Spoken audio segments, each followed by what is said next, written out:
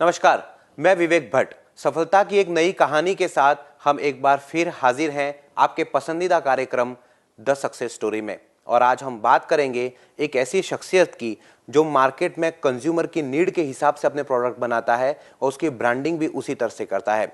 और यही वजह है कि बहुत कम समय में वो अपने प्रोडक्ट को बहुत हिट करवाता है।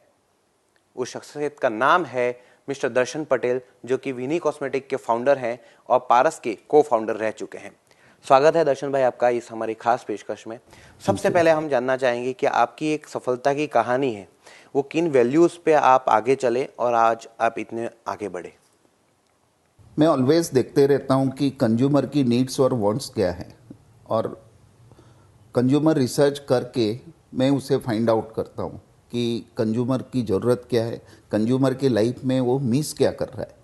जो मिस करता है उसको अगर मैं सेटिस्फाई करता हूँ तो मैं उसे कुछ नई चीज़ दे रहा हूँ। अगर ऐसा लगे कि एक मी टू टाइप प्रोडक्ट देना है तो कंज्यूमर मेरी प्रोडक्ट नहीं लेगा। प्रोडक्ट के अंदर में एक डिफ्रेंशिएशन होना चाहिए, उसकी नीड्स है, उसकी वांट्स है, उसको सेटिस्फाई करूँगा तो कंज्यूमर उसको देखता है। और मैं ऑलवेज देखते रहता हूँ कि कंज्यूमर को कुछ ऐसी चीज़ दीजिए कि जो उसकी डे टू डे लाइफ में बहुत ही अच्छी तरीके से फिट हो जाए, काम में आए, और प्रोडक्ट परफॉर्म भी करना ज़रूरी है। और उसका परफॉर्मेंस अगर सही होगा तो प्रोडक्ट को अपना लेगा और बार बार यूज़ करेगा। दर्शन भाई, थोड़ा सा आप इतिहास में जाएंगे तो कहाँ से आपने जर्नी शुरू की थी? जर्नी मेरी स्टार्ट हुई थी 1985 से, जब मैंने बीएससी केमिस्ट्री पास किया कॉलेज से। और मुझे मेरे पापा ने कहा कि आपको अपना धंधा करना है तो कर सकते हो, या तो मेरे धंधे में आके आप मुझे हेल्प करो। तो मेरे बड़े भाई और पापा दोनों चलाते थे उस धंधे को। 85 में मैं आया और मुझे रिस्पॉन्सिबिलिटी दी गई कि अब मूव को लॉन्च करो पूरे इंडिया में। सो वहाँ से मेरी जर्नी स्टार्ट हुई। और सच में बोलूँ तो मुझे 7 साल लगे मार्केटिंग समझने में, क्योंकि मैं कोई इंस्टीट्यूट में नहीं गया हूँ पढ़ने के लिए। और मार्केटिंग और ब्रांडिंग का बी क्या होता है उसे समझने के लिए मुझे 7 साल लगे। लेकिन जिस दिन मैं समझ गया, इट वाज अराउंड 1993 अक्टूबर में, मैं समझ गया कि अच्छा मार्केटिंग इसे कहा जाता है, इसे इस तरीके से करना चाहिए। उस दिन के बाद में अगर मैं अपने आप को देखूं तो I was totally A changed man. और वहाँ से मुझे मालूम हुआ कि मार्केटिंग कंज्यूमर के पॉइंट ऑफ व्यू से करनी चाहिए, नहीं कि अपने आप के पॉइंट ऑफ व्यू से।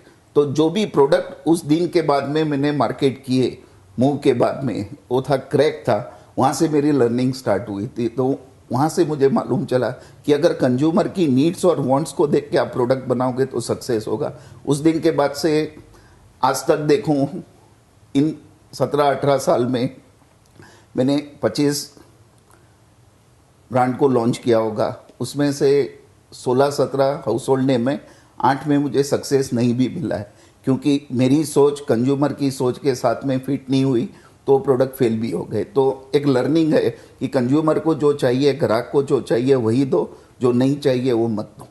कुछ ऐसे ब्रांड की बात करें जिसको आपने क्रिएट किया है, वो आपका बेबी था, तो वो ब्रांड बहुत ज़्यादा हिट हुआ, उसकी सफलता की कुछ कहानी आप शेयर कर रहे हैं। जैसे कि मूव आपने बताया, एक इजगार्ड आया था, उसके बाद में आपका क्रैक आया, ये डर्मीकूल ठंडा ठंडा कूल कूल, ये तो आज भी बहुत ज़्यादा चलता है।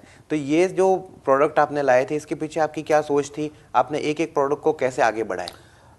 अगर हम स्टार्ट करें क्रैक से, क्रैक के समय में ऐसा था कि फटी एरिया पूरे भारत के अंदर में देखे तो हर फीमेल के पास में फटी एरिया थी, और लोग उसको ट्रीट करते थे कि ठंडी के दिनों में ये प्रॉब्लम होता है, जो 5-6 महीना रहता है फिर अपने आप चले जाता है। तो उस समय लोग कुछ भी पेट्रोलियम जेली या कुछ लगा लेते थे। वहाँ पे हमने एक क्रैक प्रोडक्ट बनाया, उसको स्पेसिफिक वहाँ पे पोजीशन किया कि खास स्पेशली इसके लिए है।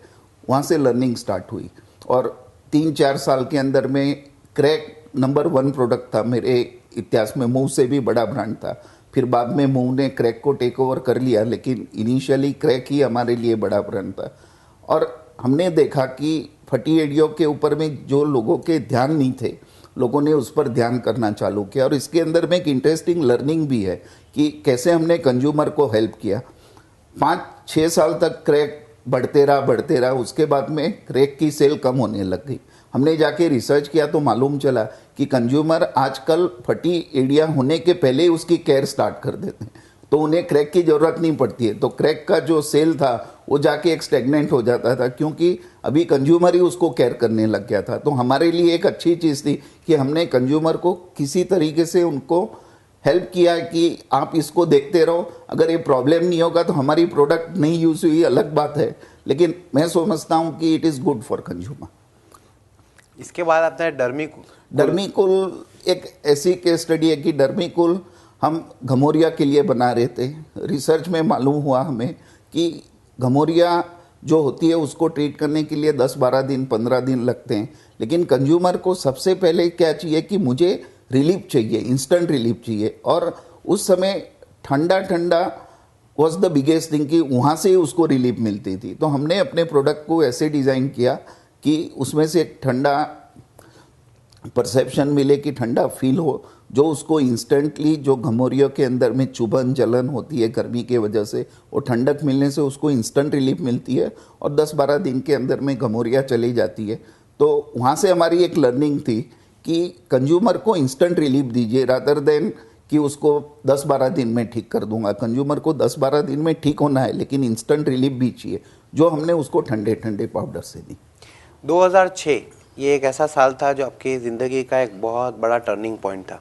आपने पारस के, आप को फाउंडर होते हुए भी आपने पारस छोड़ा और आपने अपनी खुद की कंपनी शुरू की विनी कॉस्मेटिक्स के नाम से। ये कितना बड़ा डिसीज़न था और कितना हार्ड डिसीज़न था आपके लिए? ऑब्वियसली हार्ड ऐसे था कि पारस में जितनी भी ब्रांड थी उसके पीछे में मैंने दिन रात काम किया हुआ था। डिसीजन हार्ड था, लेकिन मुझे लेना पड़ा था कुछ कारणवश, जो मैंने लिया। और उसके बाद में 2 साल के लिए मैंने सोचा कि ठीक है, मैं पहले अपने आप को प्रिपेयर कर लूँ मेंटली एंड फिजिकली बोथ। तो मैंने अपने आप माइंड को प्रिपेयर किया और एक सेकंड इनिंग खेलने के लिए स्टार्ट किया। और स्लो एंड स्टडीली मैंने 2-2.5 साल के अंदर में विनी को भी बिल्टअप कर लिया। कुछ अच्छी ब्रांड्स देख के, वाइट टोन है, जिंजोला पाउडर है, फॉग है, जो आज इंडिया के अंदर में बहुत ही सक्सेसफुल प्रोडक्ट बना है। 18+ है, जो धीरे धीरे हम उसको भी बढ़ा रहे हैं। आपको कभी भी ऐसा नहीं लगा कि आप बड़ा मूव करने जा रहे हैं, आज सब आप ही के प्रोडक्ट्स हैं, आप ही को आगे चल के कंपटीशन देंगे, तो कहीं ना कहीं डर नहीं लगा आपको कि यार मैं कुछ क्या सक्सेस मिलेगी या नहीं मिलेगी? मैं समझता हूँ कि मार्केटिंग एक साइंस है। अगर हम उस साइंस को सही तरीके से इम्प्लीमेंट करें तो किसी भी के लिए, फर्स्ट इनिंग हो या सेकंड इनिंग हो, कभी भी धंधा करना है तो धंधा किया जा सकता है, सब्जेक्ट टू आप उस साइंस को फॉलो करें। अगर वो साइंस से हट के आप काम करोगे, you will not be successful. और मेरे पास में एक्सपीरियंस था कि, और वहाँ पे भी मैंने सक्सेस भी देखा था, फेलियर भी देखा था। तो एक लर्निंग थी मेरे पास में, क्या करना चाहिए क्या नहीं करना चाहिए। तो मैंने उसी तरीके से विनी को भी शेप किया हुआ है। और मैं खुद भी देख रहा हूँ कि हाँ, विदिन 3 साल के अंदर में मैंने विनी को सक्सेसफुल बनाया। दैट मीन्स कि मार्केटिंग एक साइंस है, वो मैं जो समझता हूँ वो बात सही है और वो साइंस काम कर रहा है।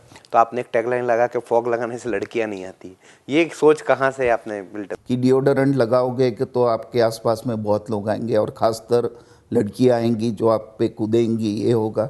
और मैं इस कन्वेंशनल एडवर्टाइजिंग में नहीं चाहता था कि मेरी एडवर्टाइजिंग फॉग की ऐसी ही हो।